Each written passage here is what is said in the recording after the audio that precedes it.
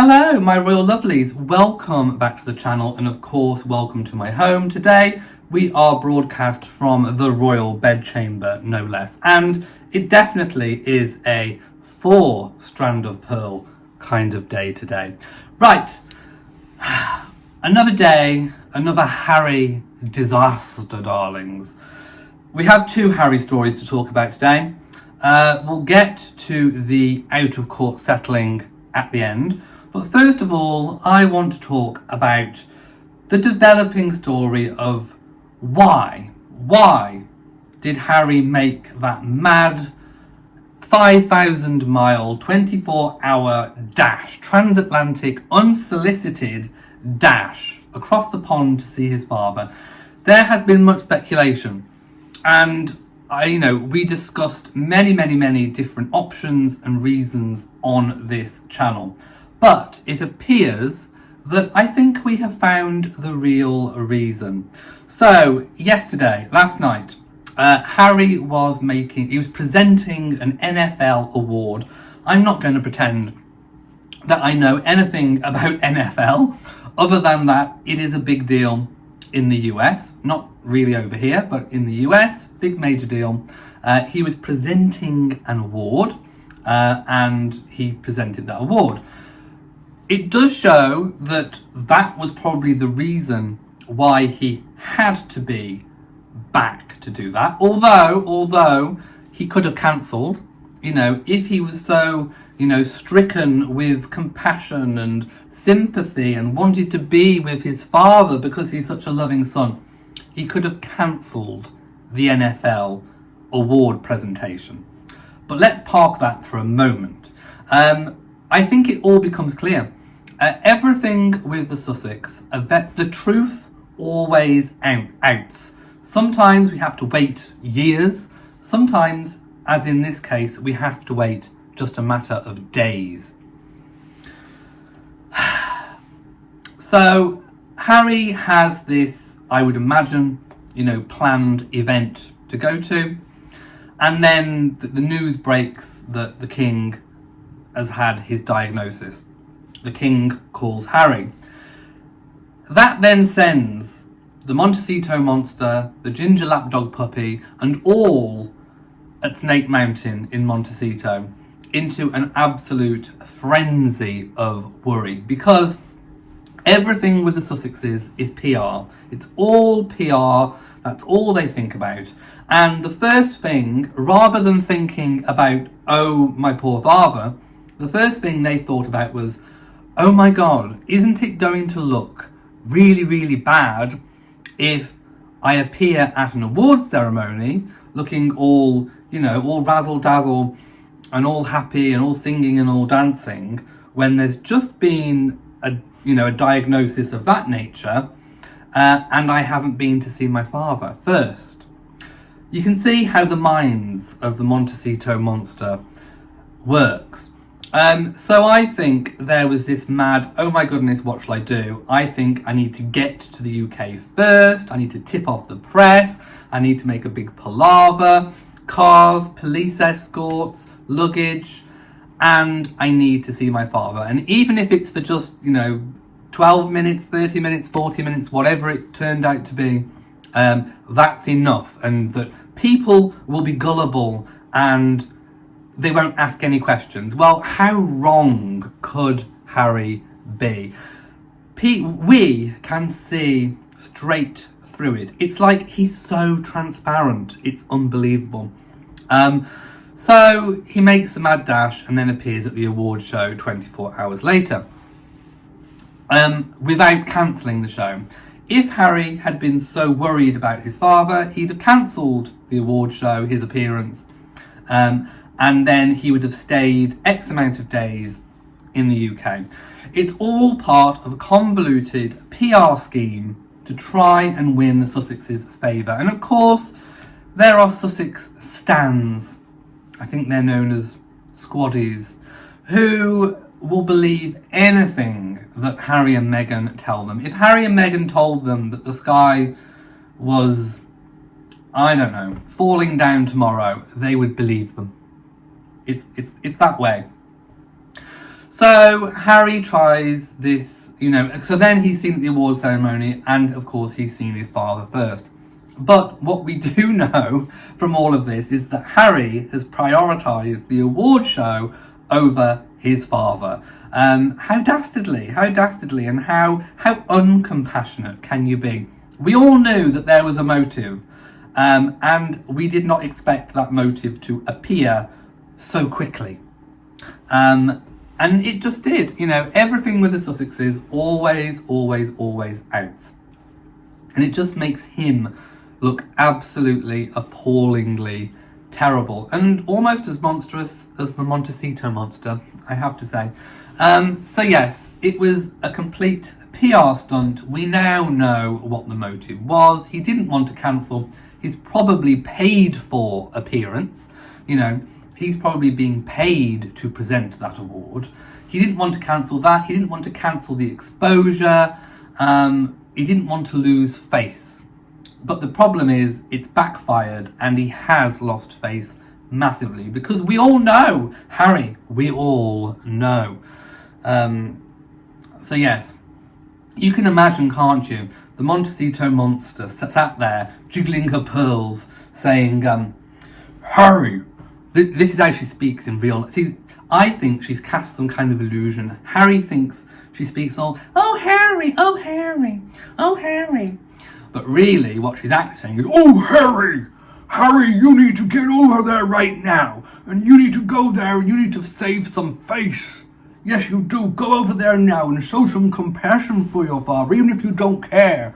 I didn't go and see my father, but you need to go and see yours, because you've got a lot more to lose. You've got your titles, you've got money, you've got inheritance, all the rest of it. You need to go over there and save some face.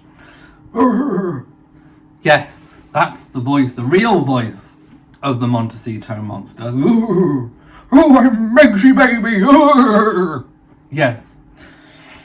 So off he went, like the ginger lapdog puppy that he is, some sort of sentinel remote.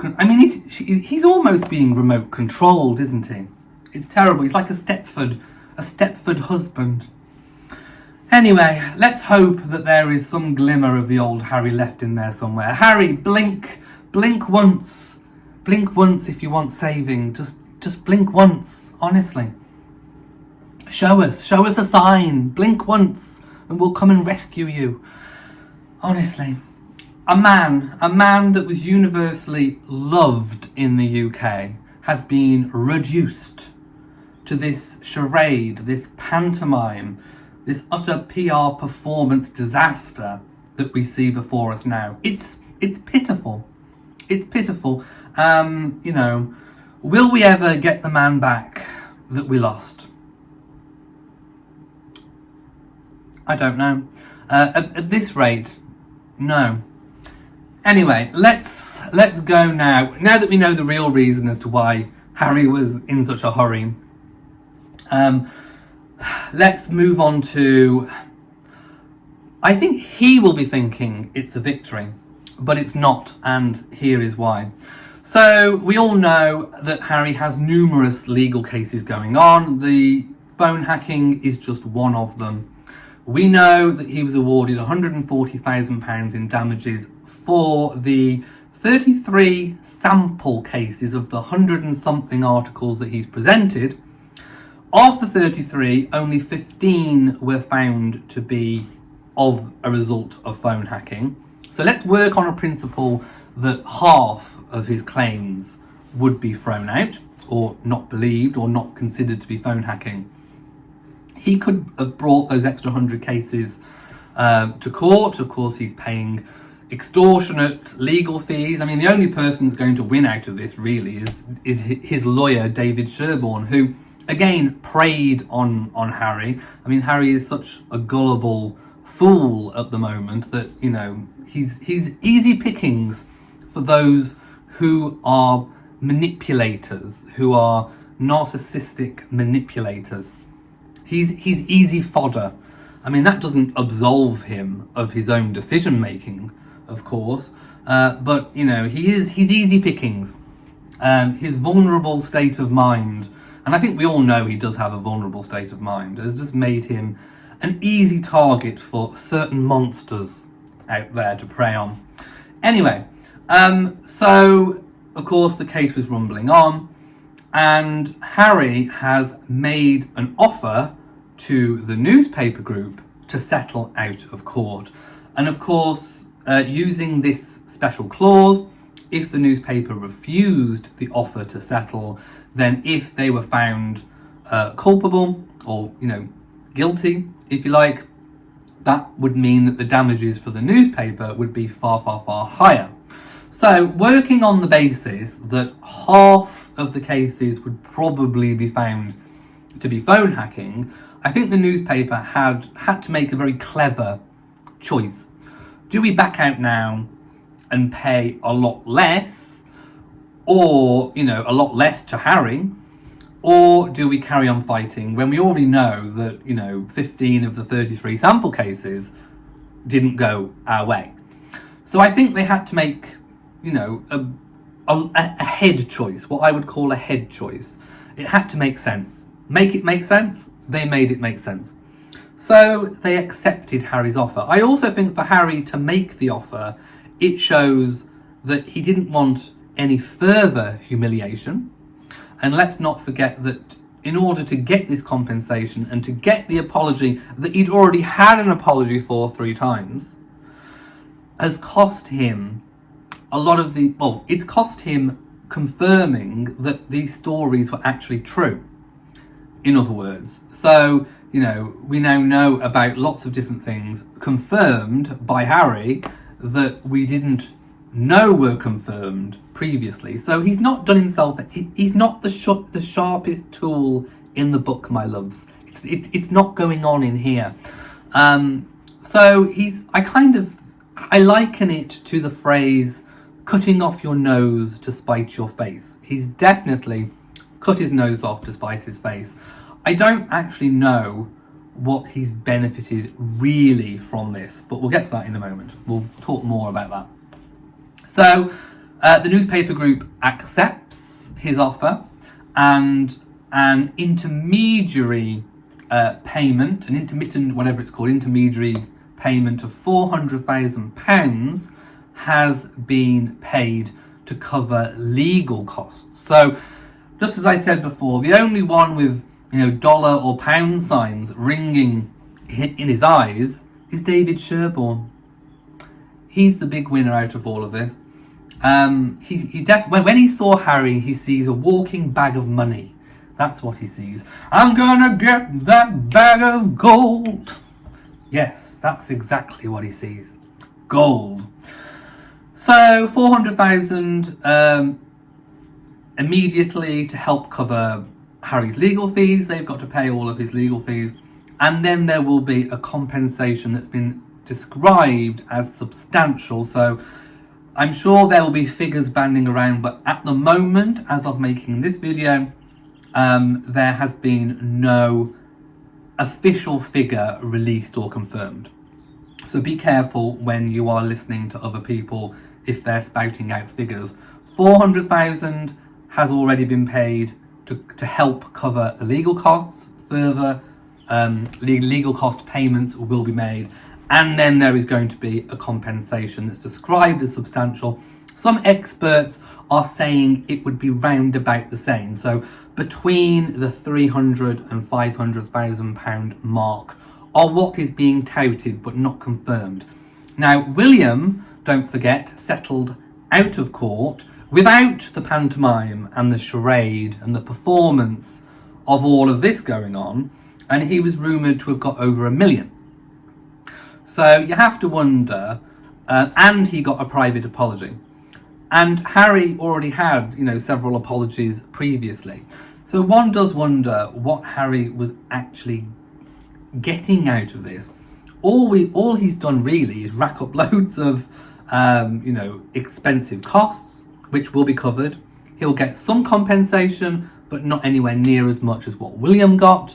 And he's damaged his reputation further. So it's not a big win when you look at it in that way. When you actually dissect how it's gone, it's not been a big success for Harry. Also, half of his cases are now considered not to have been phone hacking. So we all know that phone hacking went on, and the Mirror Group, not the Mirror Group, the Associated Newspaper Group is going to have to pay a lot of money, not just to Harry and Downies, but other people. There are so many other cases going on, and it is right that if you are culpable of something and you're found to be culpable, you should pay the compensation. That has never been the issue with me. The issue with me for a senior royal going to court is that you are confirming that the stories that you'd like to be long forgotten were true, and it's just damaged his reputation even further. So, Harry may be celebrating, but I don't really think he has cause to. I think it's further wounded him.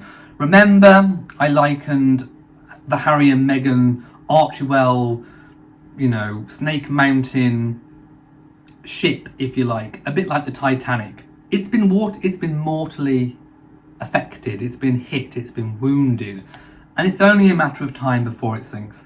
2023 was not a good year for Harry and Meghan. The beginning of 2024 has also continued to not be a good year for Harry and Meghan. Everything is unravelling. It's like a house of cards. It's all falling. And I see the rest of 2020. We're only in February.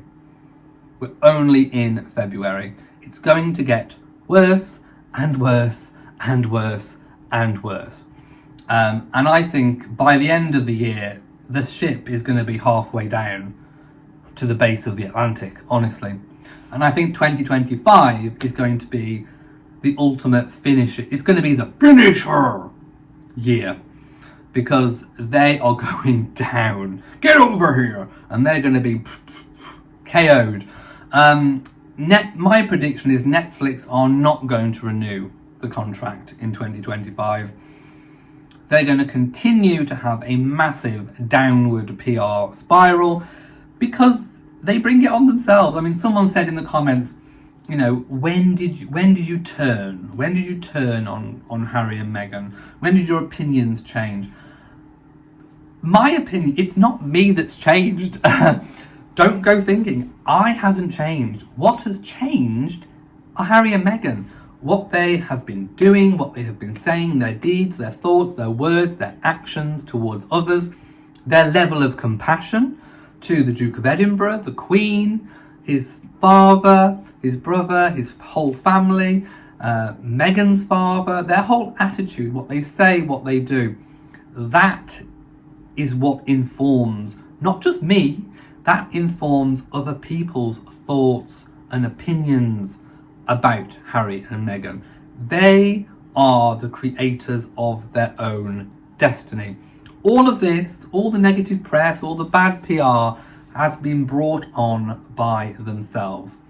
All they have to do is hold up a mirror and look at their reflection of what they've done and what they've said over the past 3-4 years to really see the truth. And the truth of the matter is that they have brought it all on themselves. It could have been so different, and it wasn't. And it's not my doing. I didn't do it. They most definitely have done it. So I think it's going to be a bad year for Harry and Meghan for 24. 25 is going to be the ultimate, I think, finishing year. They're already, basically in Siberia in terms of how they are regarded and held within the royal family.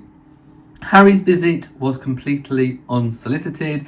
The king is not at the point where he needed an immediate dash. It was just a cover-up for the glitz and the glam and the woo of the NFL that he knew he'd got coming up. If he was that worried, I'll reiterate again, if he was that worried, if he bothered that much about his father, he would have cancelled that and stayed extra days in the UK. And even if his father didn't want to see him or even if he didn't get an invitation to Sandringham, or he didn't get an invitation to see his brother, and I definitely don't think that William is in any right frame of mind to be dealing with the shenanigans of Harry, then he could have tried. And, that would have looked better than dashing back, because, people were thinking, this is unfathomable. Why would he do that? We all knew it was PR. We all knew it was definitely PR, but we didn't know the real. There was always something else. There was always something else behind the scenes that kind of fueled it. We now know it was the NFL. He had to rush back to get back to save face, because the other option, of course, was, why didn't you wait until after the NFL to then go and see your father when you've not got the time constraints that he obviously had? Anyway, moving on. I do want to talk a little bit about Prince William, the Prince of Wales, and the Princess of Wales, and how that whole situation is going. We saw William doing an investiture. I think I spoke about it in yesterday's video. And we also saw the little speech he made, of course, for the air ambulance. But a lot of people on social media have picked up on how Prince William looked during the investiture, in particular the start of the investiture, when the national anthem was being played. He looked tired. He looked worn out, to be quite honest. He looked like a man that needed to go to bed, to be quite honest. He looked drawn in the face, around the eyes, and he was kind of, normally he'd be stood really still. He was kind of swaying a little bit. That is how you get when you're so tired, mentally and physically exhausted, because you've not had enough sleep and you've been worrying and you've been stressing.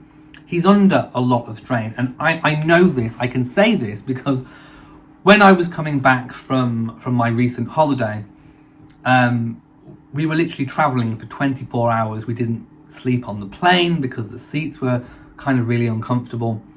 And when I got to the other end, I looked like that. I looked like that, and I was finding it hard to stand upright without swaying. It's exhaustion. I can 100% say that, I think he is exhausted. Now, we know he's had time off, but what this alludes to is the fact that, again, the criticism for William, that they've got all these nannies and they've got all this help going on, and that William's just being lazy and he's not doing anything. What I saw at the investiture was the complete opposite of that. You could tell that William had been hands on. He has a wife that is out of action. It also shows that Catherine really is, it's a hot, whatever it is she's had done with the surgery, it's knocked her for six. And although we don't know exactly how she's doing, and I think there should hopefully be an update coming soon, I think we do need an update on her health. It doesn't have to be really detailed, but I think we do need something coming soon, because whatever the surgery was, I think it's a surgery that requires a lot of downtime. We're definitely not going to be seeing her back anytime soon for royal duties. We wish her a very, very speedy recovery, but I think, you could see it on William's face. He's stressed, he's worried, he's been taking on too much behind the scenes, and I think he's been pushed back because of the King's situation into work too soon. He really is prioritising his family. He's trying not to make the same mistakes that I think he feels maybe his mother and father made, sort of prioritising work, more so in particular perhaps his father. So he wants to put family first, and it shows that he's had a hard time behind the scenes. I think they will have very limited staff at Adelaide Cottage. It's not a humongous house compared to, for example, the Kensington Palace apartment. So I think they will have close, long-time staff with them. But I think William has been trying to do as much as he possibly can for himself. You can quite clearly see that that is the case. So I think he needs to take it a bit easy. I think he actually needs to relinquish a bit of that and maybe, give a little bit of those tasks and roles and things perhaps to other people, or maybe just take a little bit more time off for his own, well-being. Because, like I say, let me know what you think. I mean, I'm sure you're all going to have your opinions about that.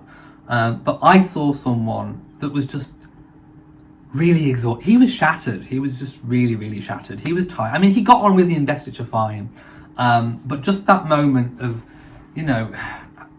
just feeling, you've all had that feeling when you just feel dead on your feet. You've all had that feeling. I had that feeling coming back from holiday. It's not a nice feeling, and it's not nice when you've got to be sort of on public duty and on display the next day. So I think we will have an update on Catherine's health, at some point. But yeah, we are where we are. So thank you for watching this video. If you have enjoyed it and found it informative and helpful, then please give it a big old thumbs up. It helps YouTube push it out to more people so that more people can find as accurate as we can do news and information on the royal family. Also, like, share, subscribe, all the rest of it. So until next time, from me, mwah, to you all, and goodbye.